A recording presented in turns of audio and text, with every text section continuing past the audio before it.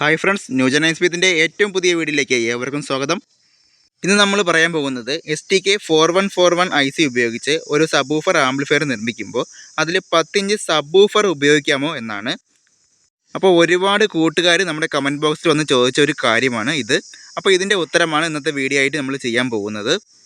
വീഡിയോയിലോട്ട് കടക്കും മുമ്പേ എല്ലാ കൂട്ടുകാരും നമ്മുടെ വീഡിയോ ഒന്ന് ലൈക്ക് ചെയ്ത് പുതിയ കൂട്ടുകാരെല്ലാവരും ചാനലൊന്ന് സബ്സ്ക്രൈബ് ചെയ്ത് നമ്മളെ സപ്പോർട്ട് ചെയ്യേണ്ടതാണ്. അപ്പോൾ നമുക്ക് വീഡിയോയിലോട്ട് കിടക്കാം. STK ICയുടെ ഒരു മേന്മ എന്ന് വെച്ചാൽ ഇത് സ്റ്റീരിയോ ആയിട്ട് ഉപയോഗിക്കുമ്പോൾ 25+25 വാട്ട്സ് RMS ആയി കിട്ടുന്നുണ്ട്. എന്നാൽ ഇത് മോണോ ആയിട്ടാണ് നമ്മൾ കണക്ട് ചെയ്യുന്നതെങ്കിൽ 50 വാട്ട്സ് RMS മാത്രമാണ് നമുക്ക് ഈ ബോർഡിൽ നിന്നും കിട്ടുന്നത്. ഈ ബോർഡിൽ കൊടുക്കേണ്ട വോൾട്ടിലേക്ക് വന്നാൽ 20.020 5 ആംപിയർ മുതൽ 24.024 5 ആംപിയർ വരെയുള്ള ട്രാൻസ്ഫോമർ ഈ ബോർഡിൽ നമുക്ക് കണക്ട് ചെയ്ത് ഉപയോഗിക്കാവുന്നതാണ്.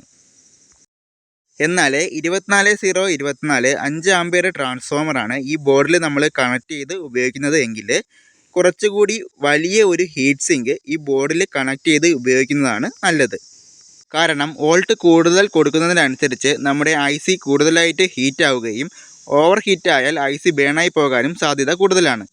ഇനി നമുക്ക് നിങ്ങൾ ചോദിച്ച ചോദ്യത്തിലേക്ക് കിടക്കാം. അതായത് 10 ഇഞ്ച് സബ്വൂഫർ ബോക്സ് ഈ ബോർഡിൽ കണക്ട് ചെയ്ത് ഉപയോഗിക്കാമോ എന്നാണ് നിങ്ങളുടെ ചോദ്യം.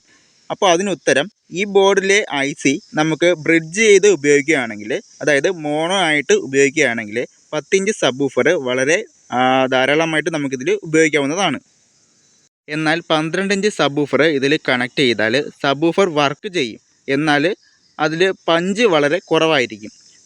ഈ ബോർഡ് മോണോ ആയിട്ട് നമ്മൾ ഉപയോഗിക്കുമ്പോൾ മാക്സിമം 8 ഇഞ്ച് അല്ലെങ്കിൽ 10 ഇഞ്ച് സബ്വൂഫർ മാത്രമേ നമ്മൾ ഉപയോഗിക്കാൻ പാടുള്ളൂ. അതാണ് ഈ ബോർഡിന് കൂടുതൽ കാലം ലൈഫ് കിട്ടാനായിട്ട് നല്ലത്.